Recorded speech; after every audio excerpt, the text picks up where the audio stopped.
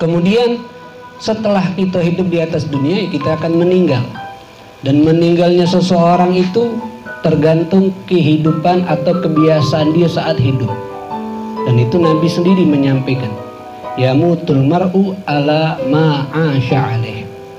Seseorang itu meninggal, kebanyakannya itu tergantung kebiasaan dia yang dia lakukan saat hidup. Kalau kesenangan dia saat hidup itu mencari dunia, maka dikhawatirkan meninggalnya saat mencari dunia. Kalau kesenangan dia saat hidup itu sholat, maka itu yang bisa menjadikan jaminan dia meninggal ketika sholat.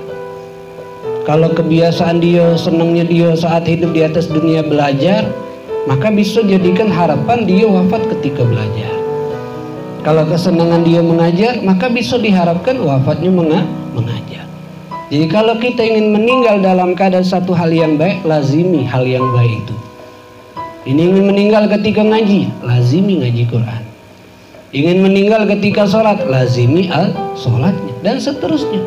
Tapi kalau sudah keburukan yang kita senangi, yang lebih dominan, maka takutlah. Kalau kita tidak tinggalkan, takutnya saat kita meninggal dalam keadaan hal yang buruk tadi.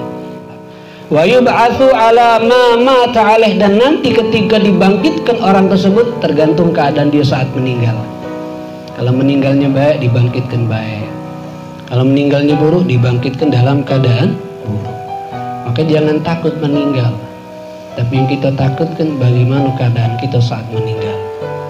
Apakah meninggal bawa Islam atau tidak, bawa iman atau tidak, husnul khatimah atau tidak. Itu yang kita takutkan.